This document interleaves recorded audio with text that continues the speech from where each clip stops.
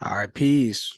Hey, welcome back to another video. We're going to talk about some history of Black Americans or so-called Black people in the Americas with German ancestry. And I know what you're thinking, like, oh, wow, I didn't know that, Black people came from Germany.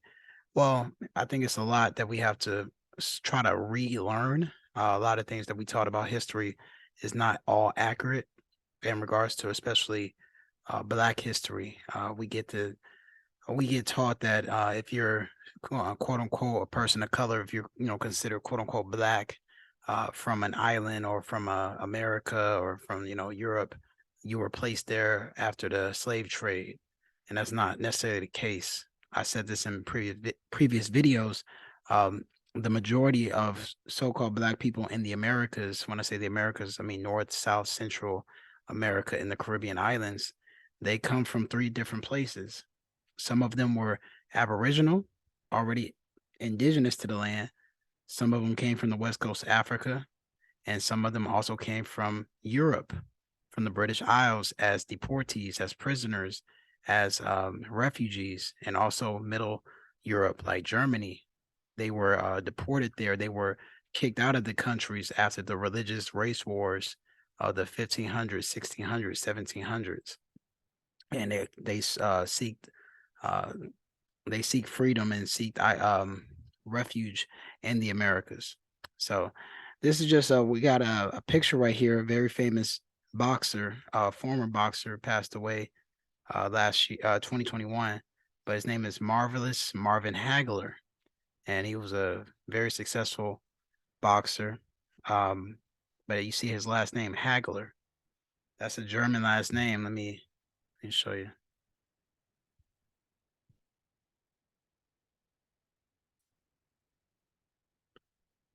So Hagler, the surname Hagler is a local surname derived from Old German word Haggai, which means farm. Topographical surnames were given to a people who resided near a physical feature such as a hill, stream, church, or type of tree. And so this is Marvin Hagler, and as you see, he's a so-called Black man. That's the crest of Hagler right there. You see that? And he was named after his mother. That's his mother's last name, not his father.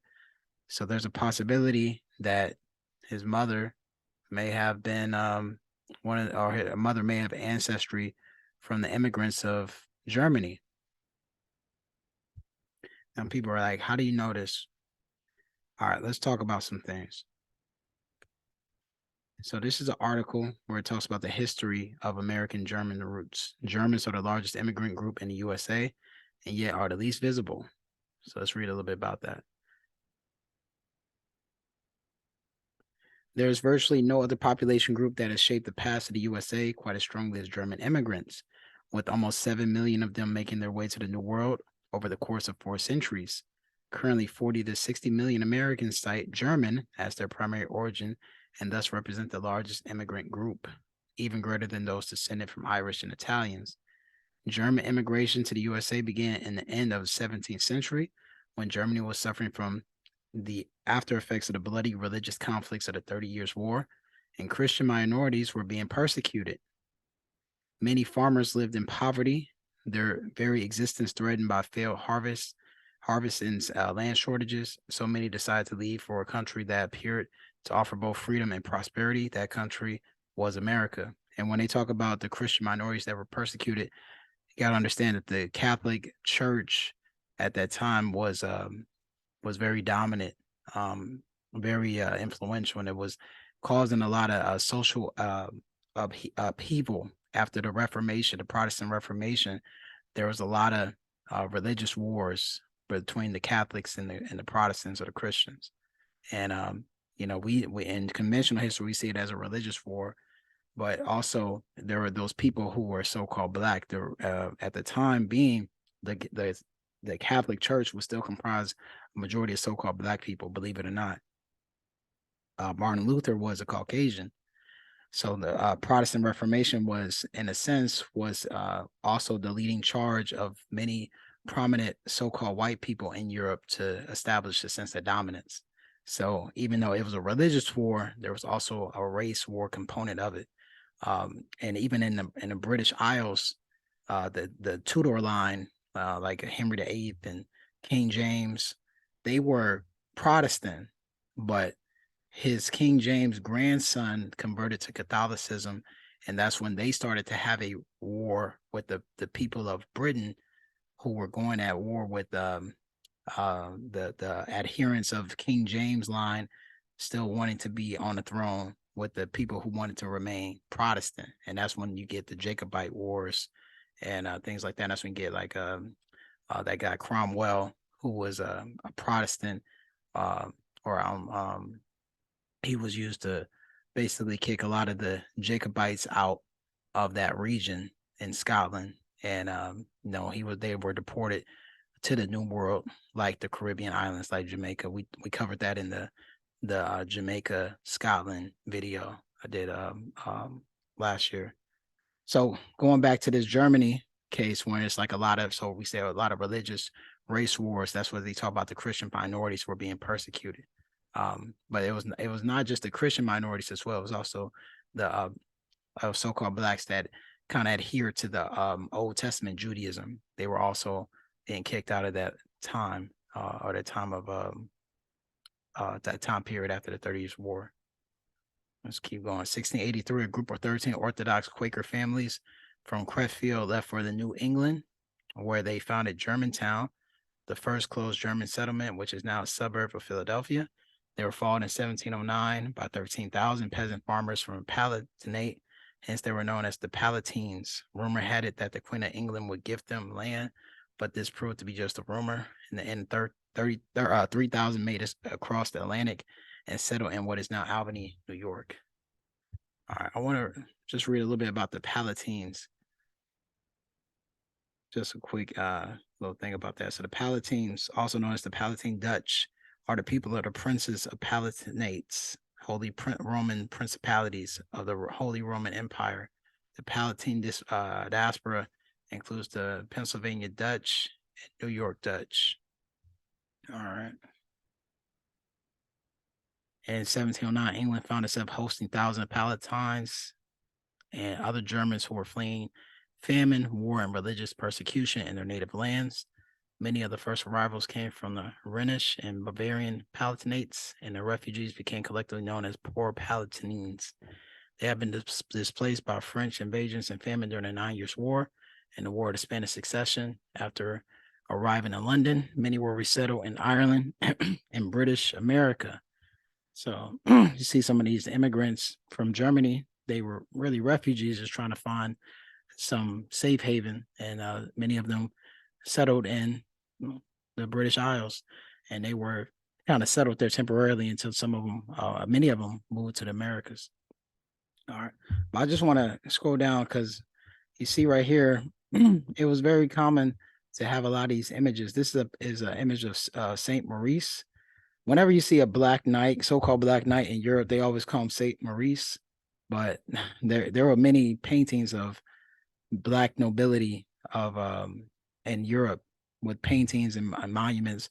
They all weren't Saint Maurice, but they kind of just grouped them all as that one person. But there were many different knights. But they always just try to classify them as that. But I just want to show this, and I'm going to show you some pictures also of other some notable black, quote unquote, black people in Europe. So this is a statue. Don't know the name of this man. I think it's unknown, but he's from the House of Habsburg, which was a dominant family in Germany, the ruling class of Germany. As you see, he's in royalty. You see the afro on his head, the dark complexion. You see the golden cup in his hand. He's holding a shield with the double eagle. That is the crest of the Holy Roman Empire. And you see, he got the gold chain. He got the rings. Just got the outfit on. So he's very, very shiny. But this is a very real. This is a real statue in Germany. It's still up to this day. And so it just shows that, even throughout all the things that was going on in Europe with the upheavals and, the changing of different monuments to look, quote unquote, white, these statues still remained. So that just means that there were probably thousands of them throughout Europe. There's another painting. This is of King Barbarossa. He was one of the kings of the Holy Roman Empire in Germany as well. And as you see, all the people in here were so-called black people. So that's why I say, things that we learned about in history is not always true in regards to the history of our people in Europe. We all didn't come from Africa. A lot of people came from Europe. If you check your last names, I recommend everyone check their last names and just the etymology of it. You'll see that many of these names come from Europe, and they're not coming from slave owners. A lot of people think that so-called black people think that just because their name has an English ancestry or Scottish or Irish ancestry, they're from like a slave owner. And that's not true. That's not necessarily the case at all. Um, you could have a German last name, you have a French last name, and that's not necessarily coming from a slave owner. That could have been your great great great great great grandfather's real last name, his actual last name. So that's the reason why they kept it. And this is another statue of a knight. This is in Germany as well. This is outside one of the cathedrals. And as you can see, with his facial features, this so-called black man, they try to make it seem like I said, it's Saint Maurice, but this is just a regular knight. I mean, who knows what could have been? We don't know who we're looking at because a lot of history has been lost. We could be looking at anyone, someone of nobility, and we don't even have that record. So, what we see is a so-called black person. So, uh, you know, we have a lot of history that's just been lost. All right. Now I want to there's another one, Germans in Jamaica. So it said Jamaicans of German ancestry. The population was established in 1830s when the abolition of slavery resulted in a labor shortage on a Caribbean island. Lord Seaford, who owned the Montpelier estate in Cheddlewood Pen in St. James, established a European settlement in Westmoreland in order to combat the shortage, and over 1,000 German migrants to Jamaica. The German language is no longer used on the island, but some German words have entered into Jamaican vernacular. Many Jamaicans in Seaford and Germantown and Westmoreland carry heavy European features such as blue eyes, blonde hair, freckles, and white skin as a result of the German genetic influences. And that's not necessarily the case, but definitely, especially in that time in the early 1800s, not all the Germans were they look Caucasian. They still had so-called black features, but you see they assimilated to this this place. And as you see, a lot of the Germans in Jamaica, they were Seventh-day Adventists. That was their religion. So just something to think about. What is this? I got something else I want to go in. Benjamin Franklin, he was the definition of a true white supremacist. He didn't really want German immigrants to come to America. He wrote a letter actually about it. Let me pull that up. Benjamin Franklin on German immigrants on the colonies. All right. So he wrote an essay in 1755. It was titled Observation Concerning the Increasing of Mankind, Peopling in Countries. And he reflected on the kind of people he would like to see settle in the colonies. All right. Let me scroll down. Yeah, right here. Which leads me to add one remark that the number of purely white people in the world is proportionally very small. All Africa is black or tawny. And we're going to look at some definition of that. But when he says tawny, that means like a brownish tan color. Asia, chiefly tawny. When he says Asia, he's talking about what we know as the Middle East. America, exclusive of the newcomers, holy soul. So he's saying that all Africa is black and tawny, Asia is tawny, and America exclusive of the newcomers, holy soul. So he said even at that time, America was black or tawny, right? And in Europe, the Spaniards, Italians, French, Russians, and Swedes are generally what we call a swarthy complexion, as are the Germans also. The Saxons only accepted, who with the English make the principal body of white people on the face of the earth. And when he says swarthy, he's talking about a brown skin complexion. We're going to look at the definition of those words. So he's saying that basically only the people that are considered quote unquote white are the Saxons and the English, which is kind of strange, right? Because when we look at Europe, when we think about Spain and Italy and France and Russia and Germany, we don't really see them as brown skinned people, but he's describing them as swarthy, right? And he said, so yeah, uh, would only make the principal body of white people on the face of the earth. I could wish their numbers were increased. And while we are, as I might call it, scoring our planet by clearing America of woods, that's very coded language right there. So making this side of the globe reflect a brighter light in the eyes of the inhabitants in Mars or Venus, why should we, in the sight of superior beings, darken its people? Why increase the sons of Africa by planting them in America, where we have so fair an opportunity by excluding all blacks and tawnies, increasingly the lovely white and red? But perhaps I am partial to the complexion of my country, for such kind of partiality is natural to mankind. And it is natural to be partial towards your own kind. But this is showing a lot that what Benjamin Franklin thought. He really wanted America to be a quote unquote white country. He didn't want them to be, he didn't want the immigrants to come to America who were, dark skinned, brown skinned. And this is in the 1755. That's why I want to emphasize that, because even at that time, Europe was still predominantly people of color, brown skinned people. Now let's go into the etymology of that word, because he used some words that we don't use today. Let's look up that word swarthy. Alteration of swarthy from Old English swart, black. You just Google it, but you want to look at the etymology. Old English swart, black, dark, a night clouds, also figuratively, wicked, infamous. From Proto-Germanic swarta, also of Old Frisian, Old Saxon, Middle Dutch swart, Dutch swart, Old Norse schwartz, German schwartz, Gothic schwartz, dark colored, black. Swarto, dirty, black, dark, black. The true Germanic word surviving in the continental languages, but displaced in English by black, of skin color of persons from late 14th century.